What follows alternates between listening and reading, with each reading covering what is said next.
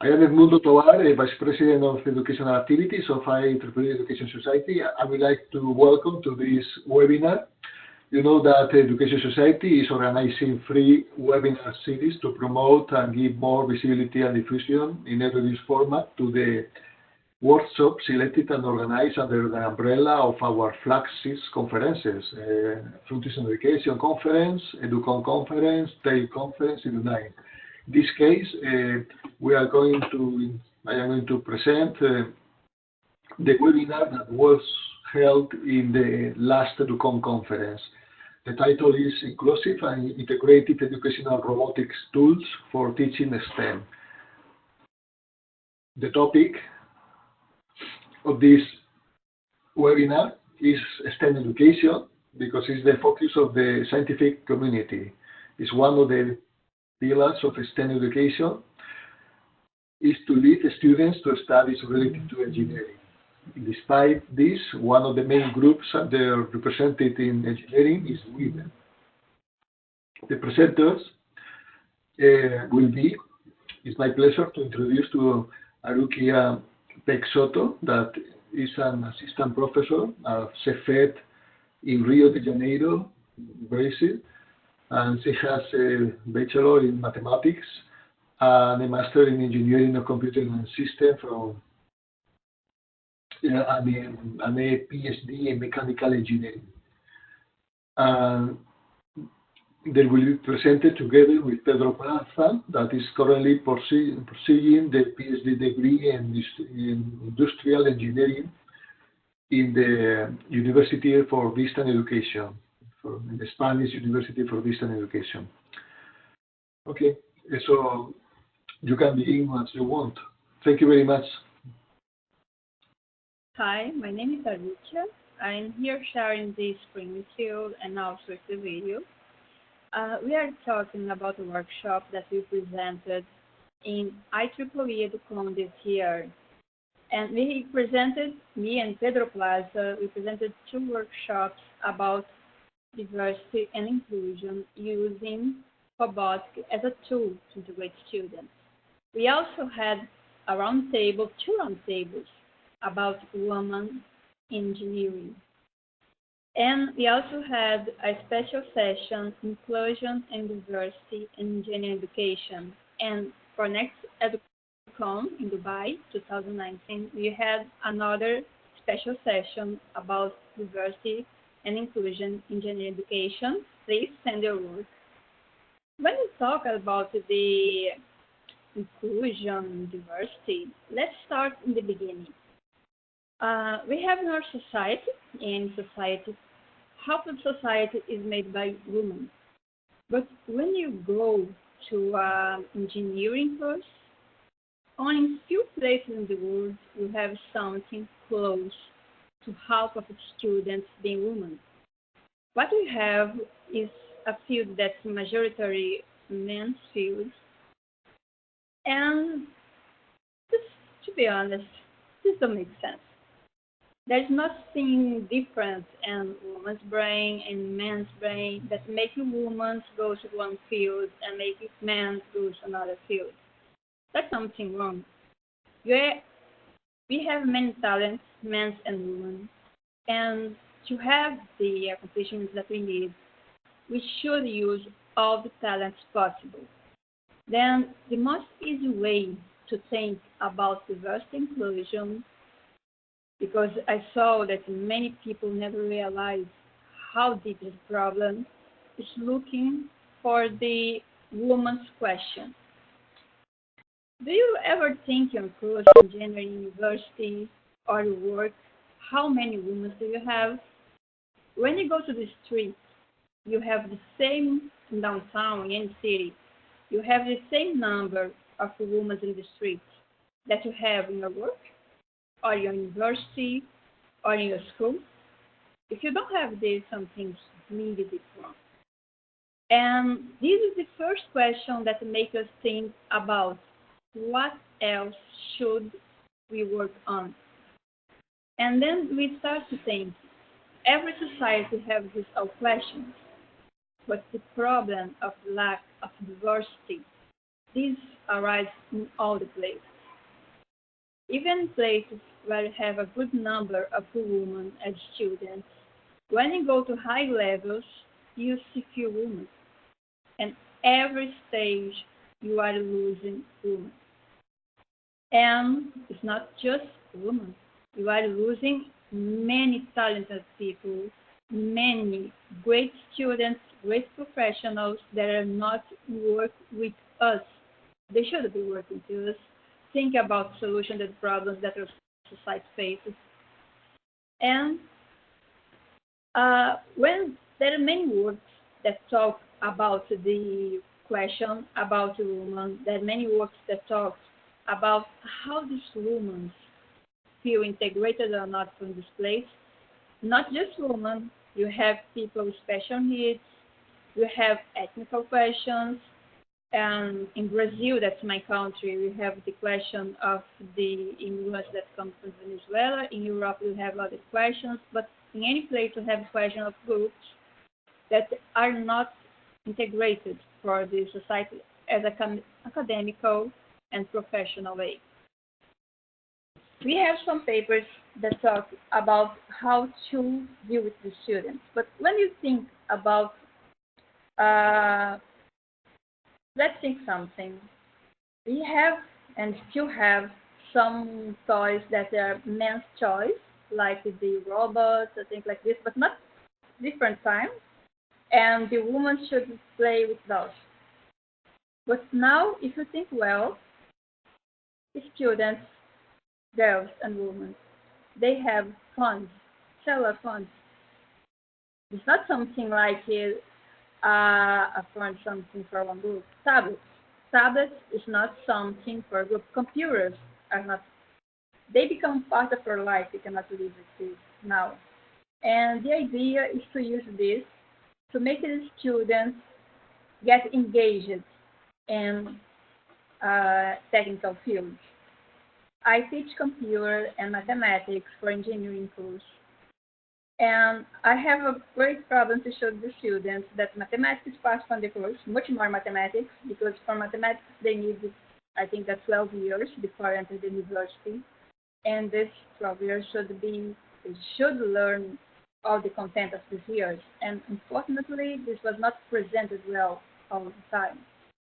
And what's happened is also is that with our unconscious bias, some teachers, men and women, they think that this is like a man's field. Even women think this is something I am woman, should be really careful about what, how you evaluate your student, how you can think that your students should be integrated.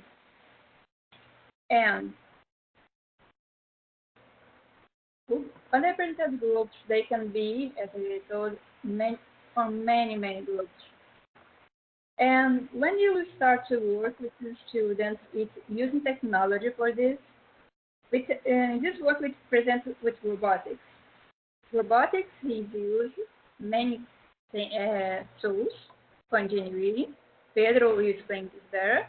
But as a professor that teaches mathematics for more than 15 years, I know that the students have a really hard time to realize that this mathematics is something that they really need.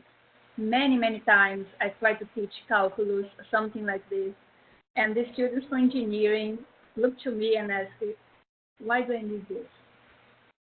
But if they start early in this school and they see, oh my God, if I learn this, I can make this robot move. I can make this computer do something to me. Then the students get much more engaged to this field because we cannot can wait until the beginning of the university. In many places, as Brazil, in the beginning of university, we already have a problem. We should start with the students early. We should start with them as younger students and show them, oh, look at this. This is so nice. There's a robot here. How can you do this? And they start to think, oh, how can we do this? And we should be careful as a professor with unconscious bias to evaluate the students, to give support to the students that have some difficulties to have something that they cannot do this at the beginning because many students are trained to believe, no, this is not for me, no, this is everyone. We cannot live without technology now. Well, STEM is a field that is science, technology, engineering, and mathematics. With my background, they are not the same thing. Mathematics can be something totally, a pure mathematics is something completely abstract. People that have contacts from mathematics, not just calculus one, but undergraduate and graduate mathematics. But when you go to engineering, we go to something much more practical, and the students, even the younger students, they can feel, wow, this is fun, because you need to engage the students. And sometimes you cannot engage them just with the equation, because the ones that get engaged with the equation, they will be mathematicians. They know what they love. The other students that I love, I don't know if I do philosophy, I don't know if I go medicine, you go, come with me. Let's go see robotics. Let's go see something interesting. And they will see, wow, this is really beautiful. Maybe I apply for university to study this. Robotics use mechanics, electricity, electronics, and computing. But to use this as younger students at school, as teachers, you need the basic development of mathematics, physics, at least this. You cannot make a robot move in the space if you cannot teach them how to deal with space. This is algebra. If he don't know this, he don't know where this robot is going. And he don't know about physics, he cannot understand how a mechanical arm is moving. Because to go to this point in robotics, he needs other things that are basic, like mathematics, like physics, and this can be helpful to everything. This can be helpful to students to understand, whoa, I like this. If I learn these things that many times for them look like boring things, then I get for these beautiful things with the robots, or I get the beautiful thing with computing. Then disengage the students early so they decide what they love, because the idea is you do well something that you love. You not do well something that you think that this is my field. No, all fields are for all people. They don't have to choose for any other function.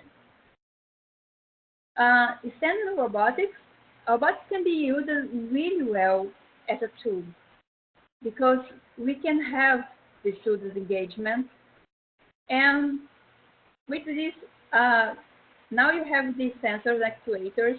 This is great because the students, they love, not just students, we children. We love to have the idea for interaction. We love the idea to have a response, love the idea to, they all robots give us information about space. What great problem that you have in the history and the official history is that many times underrepresented groups continually underrepresented. Not because they are not here. The movie Hidden Figures is here to show the great black women that worked at NASA, that only now people remember or rediscover, oh, these women are there. No, they was there. But a great problem to underrepresented groups is the erasing. They just pretend that they never existed, but they was there. And now we come back to the history and look, no, we had great people working. I don't know if the last is the most famous name. She's from 118.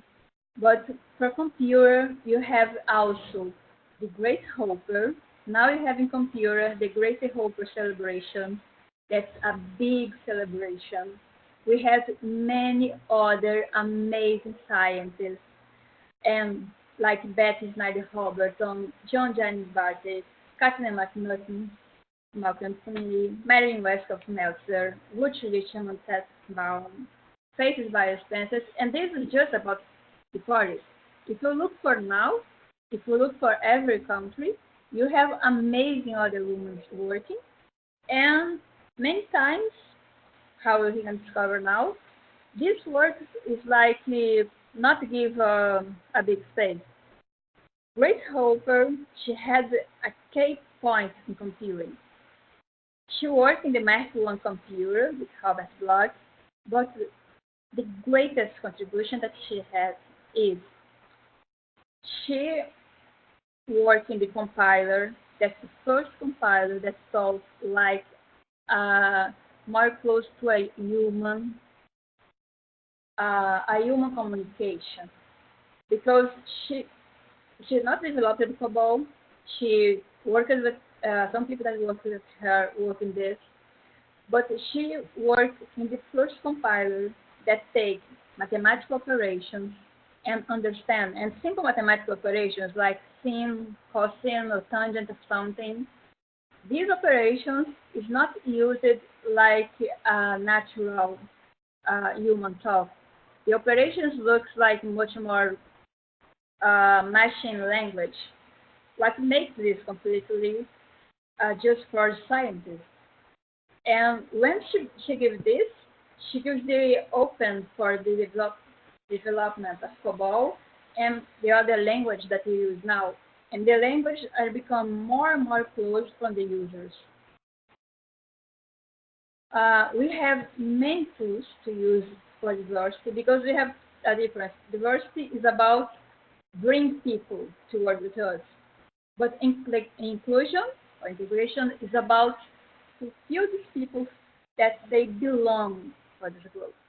And as a professor, I'm always careful to make my students understand the academy is their space. They belong to this space, all of them. You can have many technologies. You can use mocks. You can use robotics. You can use instrumentation. You can use computing.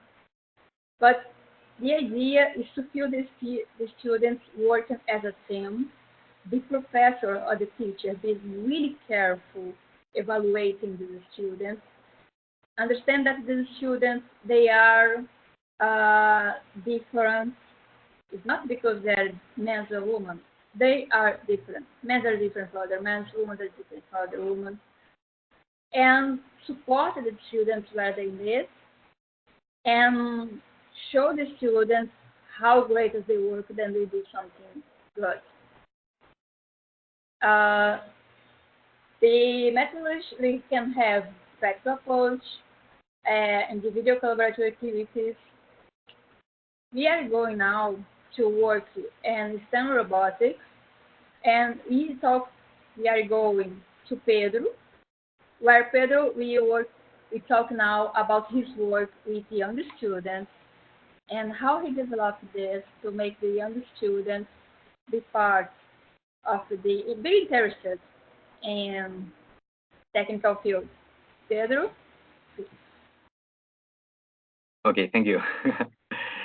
As Aruquia mentioned before, STEM and robotics has several synergies. One of them is the easy way to drive education with both in a combination, and they allow to deploy cost-effective solutions in virtual environments. The robotics combine four knowledge areas such as mechanics, electricity, electronics, and computing. And robots usually combine sensors and actuators to make decisions. We could manufacture a robot, a simple robot, or a complex robot. We currently we are working with three educational robotic tools, which are deployed from easy to hardest or difficult or more difficult tools. The first one is Scratch. Scratch was developed by MIT and is maintained by them and helps people to learn programming, computing, and other areas. We use this tool in order to take a first contact with robotics in a virtual environment. I would like to share the Scratch aspect with an example like that. This is a material that we have used in a workshop. Coming back to the presentation, the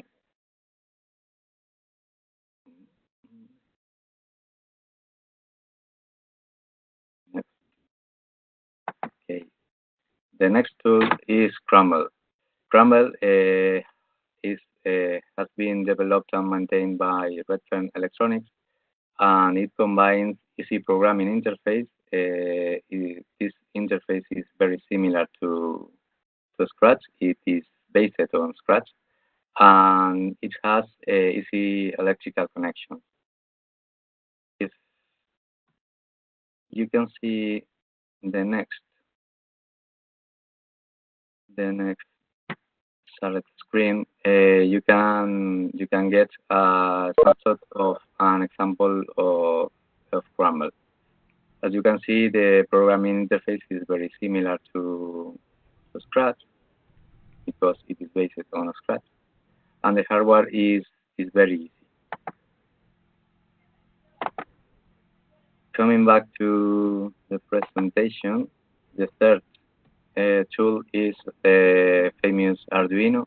Arduino was launched by Massimo Banzi in 25 as a modest tool for Banzi students at the Instituto de Diseño de Interacción Ibrea.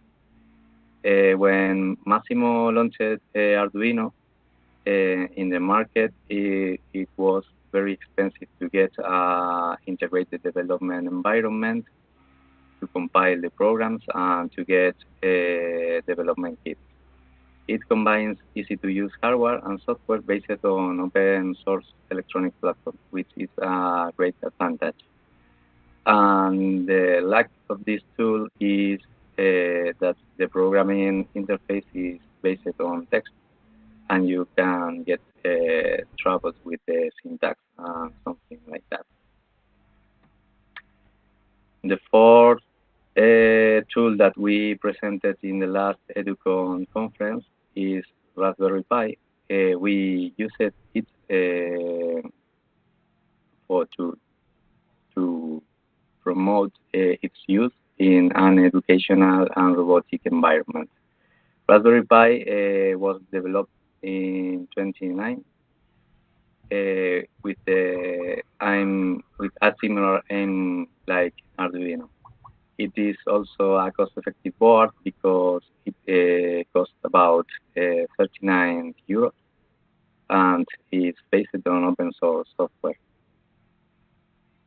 Getting into the deploying educational content, we have several examples in publications to demonstrate how you can work with Scratch in an education based on robotics. The first example is Scratch as educational tool to introduce robotics. The second one is Scratch Day to introduce robotics. This paper describes a workshop with 20 persons getting introduced in robotics.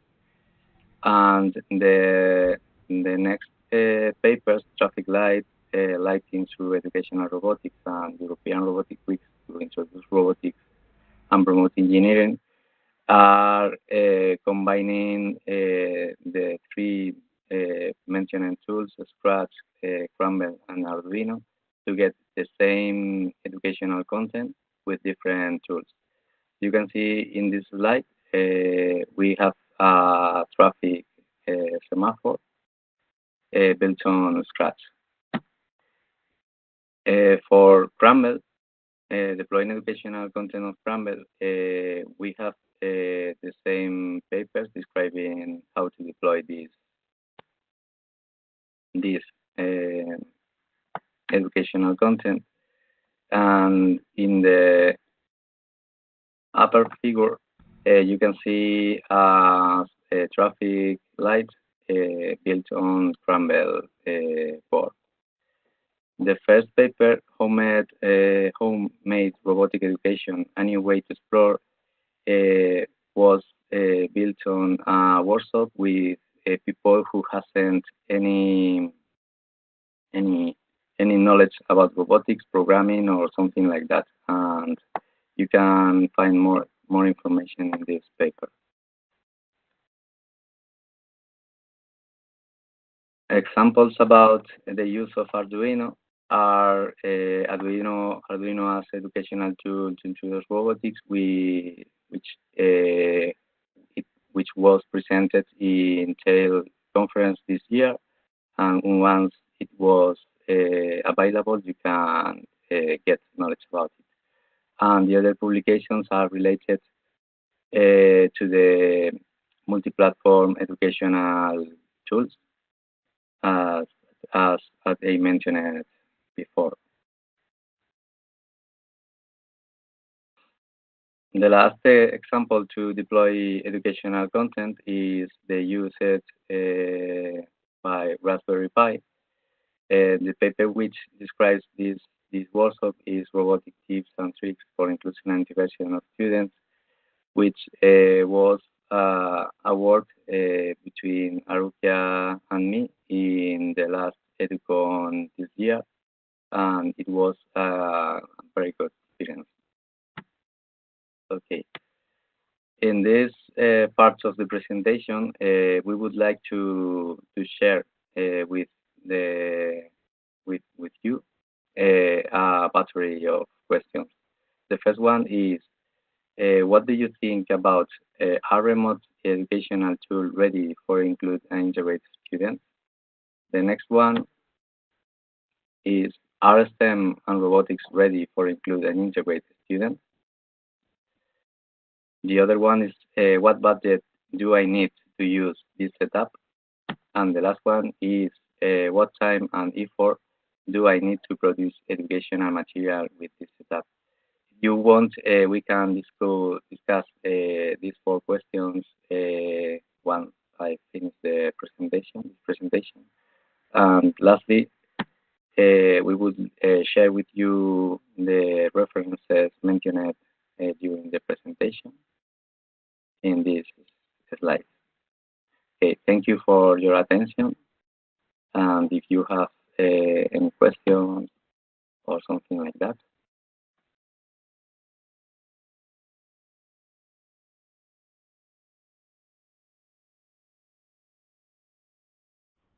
Yes, okay, thank you. From my experience, there isn't any specific task to adapt educational robotic tools to a specific minority. Yeah, I can read the question, thanks. But we have to take care about how you are deploying the educational content. I don't know if this answers your question, Edmundo.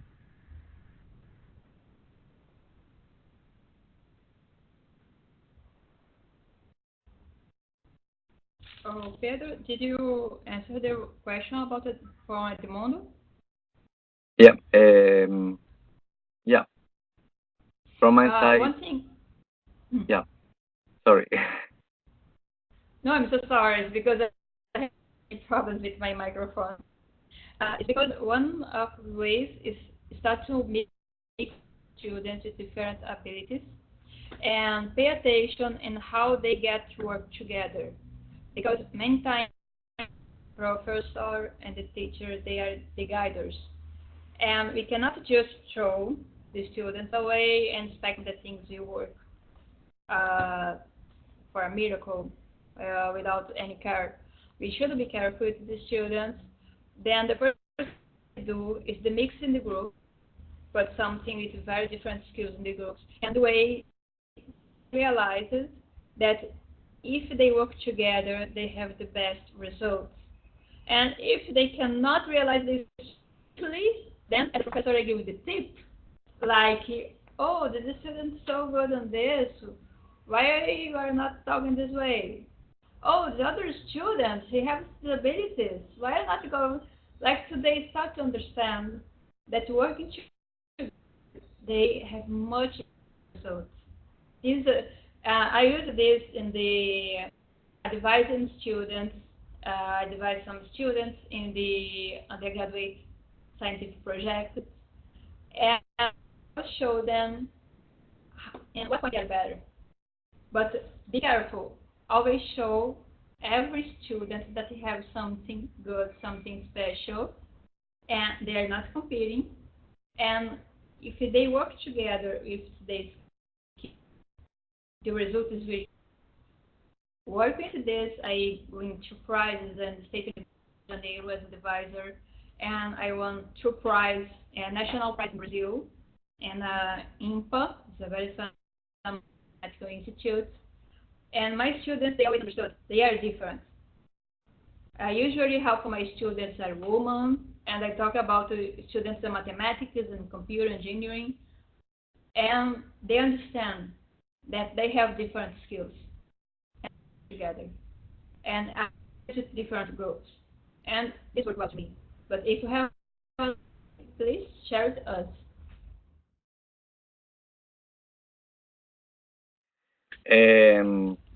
The question is, do you guys have any future plans for integrating more visual tools? Um, from my side, as Aruquia mentioned at the beginning of the presentation, we are planning in the next EduCon conference to get the second step in robotics and STEM to promote integration and diversity in the class. And if you want, Aruquia, you could describe the title of the workshop. The workshop that we are going now. Oh, there's someone singing also. Oh, we are preparing a workshop for next IEEE EduCon, but can you talk the most or not? Or it's too early? Pedro. Could we talk about the mocks? Or I don't know if this spoiler is too spoiler from. I think we could get the secret from now for now. Oh, fine. Okay. I was almost give a spoiler. No, we are preparing a workshop for the next con because we saw that the results are good, because now I get surprised how we never think about the importance of integrate students, because in the real world you have to work with different people, and you should start to understand this early. You will not start this after your PhD, after your first, second job. It's not happening. You should start early. And Pedro have a lot of experience with the young students. And we prepared last year 2 workshops from EduCon. And next year we're continuing the we had the final answer, right? Yes. No, it's because I want to know what is a spoiler, what is not a spoiler, because we're working many things. This the workshop is now. No, the workshop is now. We should have for next EduCon also the roundtable about women engineering. What we have now for granted is also the inclusion and diversity in gender education the special session. And if you want to go to the next EduCon, please come with us for the new too. And if the work that is developed, unless it will not be the same. We are not repeating the same workshop. Don't think if you saw the last time, don't think that we're doing the same. We are doing the development of the work. I think that this question about the diversity inclusion is a crucial question, especially now that you are working in a global environment. I am Brazilian. I can be here in Brazil working, but I work with Manuel. I work with Teresa in Portugal, Marina for Spain. I work with the group from ACM, Association Computer Machinery, from Asia, America, and we really need to understand how to deal with other groups. It's part of the work now. And engineers, when they start to work, many times they have to deal with other professionals that maybe come from another place. I invited undergraduate to the final course, and it was very interesting work. He's a production engineering student, and he was about a company that's the leader in Brazil about the color, hair color. They are the leader. But then they was getting to be bought by an international leader company, and they Brazilian family enterprise. And when I saw this, I take this in the same second because I saw they are changed the culture from local rules that you have in Brazil to a global one. And the same second I take this and told my students get really excited. And he did a great work. And now he finished his master in Spain, in Jaén. But one interesting work because he have to work with a company that has become from a family company to an international company because the by this company is to put the same level for international company because requirements in Brazil are different. For example, if you have something that the weight is in Brazil, for the rules, seriously, comes like 1.9 to 2.1, something like this. But if you go to Europe and they say two, because you have a normal Gaussian distribution, you know that industry will never be the same thing. You cannot repeat the same process. But when you have to have an international company, international standards, they have their culture about how things should work. And the family that's the leader in the country, they think if it is working, this is fine.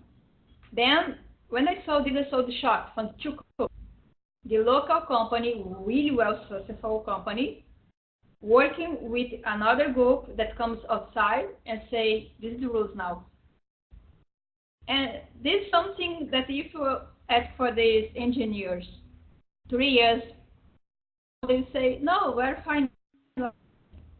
And when the international group comes, they say, no, we cannot do it this way. Then it's really interesting the way that they get confused to work with parameters with different groups. But now is how things work.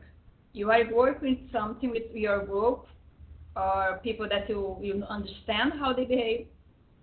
And sometimes you have to work with another groups. And now this become more and more like the seminar that 10 years ago, 20 years ago, a seminar by the web with people all around the world, and we need to know which time is for everyone.